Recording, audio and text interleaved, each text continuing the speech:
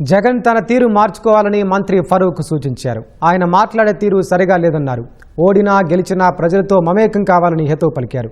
ఏ ప్రాంతమైనా సరే అభివృద్ధి జరగాలంటే శాంతియుత వాతావరణంతో సాధ్యమన్నారు. ఫ్యాక్షన్ తగ్గిన రాయలసీమ ప్రాంతానికి సీఎం చంద్రబాబు చొరవతోనే పరిశ్రమలు వస్తున్నాయని మంత్రి చెప్పారు. నంద్యాల గాంధీ చౌక్ కూరగాయల మార్కెట్లో జరిగిన ఆపరేషన్ క్లీన్ స్వీప్ కార్యక్రమంలో మంత్రి ఫరూక్ పాల్గొన్నారు. శాంతి ఉండాలి, ప్రశాంతత ఉండాలి, లేకపోతే కాదు. మరి గొడ్డలి పార్టీ ఆయన ఏదో మాట్లాడాలి. అధికారం అనేది చాలా మదమైంది. ఆ మదము తగ్గాలంటే మార్పు రావాలి. నేను కూడా ఊడిపోయిన మధ్యలో, కానీ ప్రజా జీవితం ఊడిపోయిన ఊడిపోయిన తర్వాత ప్రజలతో మమేకం కావాలి. అధికారం గురించి నేను ఇష్టం మాట్లాడుతుంటే ఎవరు పడతాడు. ఈరోజు ప్రజలు చూస్తూ ఉన్నారు కదా. అధికారం అనేది ప్రజలు ఇస్తారు. ఎప్పుడేం జరుగుతుందో ఏం తెలియదు, ప్రజల చేతుల్లో ఉంది.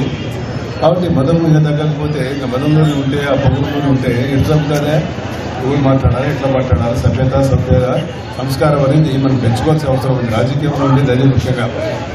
అదే మేము జీవితంలో మనం కాపాడేది. నేను 66 సంవత్సరాల నుంచి ఉన్నానంటే ఆశీస్సులు, ప్రజా ఆశీస్సులు